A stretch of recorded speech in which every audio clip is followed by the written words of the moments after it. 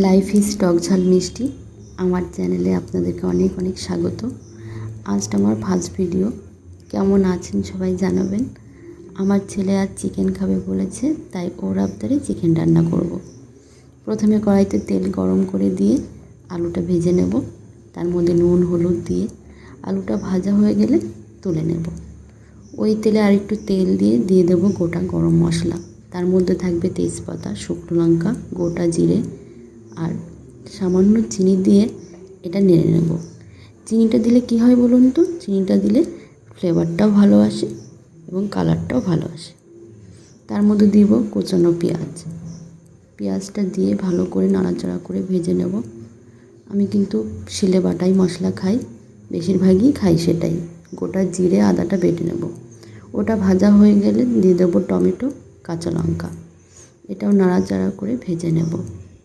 ভাজা হয়ে গেলে দিয়ে দেবো রসুন বাটাটা। এর মধ্যে আমি রসুনটাও বেটে নিয়েছি। মাঝখানে একটু তেলটার মাঝখানে রসুন বাটাটা দিয়ে দেবো।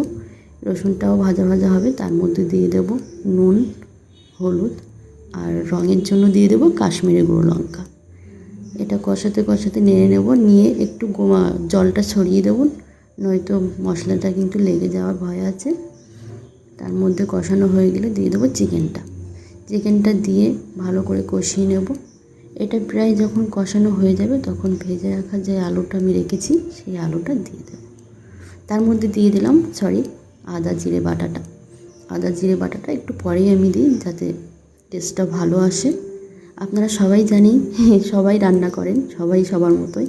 আমি আমার মতো এইভাবেই রান্না করি। তার মধ্যে দিয়ে দেবো ভেজে রাখা আলুটা দিয়ে কষিয়ে নেব। নাড়াচাড়া হয়ে গেলে আমি এর জন্য রেখে দিয়েছিলাম গরম জল। সাইডে গরম জল করতে দিই। তরকারিতে গরম জল দিলে কিন্তু রান্নাটার টেস্টটা ভালো আসে এবং তাড়াতাড়ি সিদ্ধও হয়। এটা ঢাকা দিয়ে নেব। তারপর আমি এর জন্য যে মশলাটা রেখেছি সেটার জন্য গোটা মৌরি, গোটা ডালচিনি, এলাচ, লবঙ্গ এটা আমি গুঁড়ো করে নেব। শুকনো খোলায় এটা ভেজে নিয়েছি, তারপর এটা গুঁড়ো করে নিয়েছি। দেখুন আমার মাংস প্রায় হয়ে এসছে। মাংসটাও সিদ্ধ হয়ে গেছে, আলুটাও সিদ্ধ হয়ে গেছে। এবার যেটা আমি গুঁড়ো করে রেখেছিলাম সেটা আমি দিয়ে দেবো। মাংস আমার এবার নামানোর টাইম হয়ে গেছে। এবার এটা আমি নামিয়ে নেব।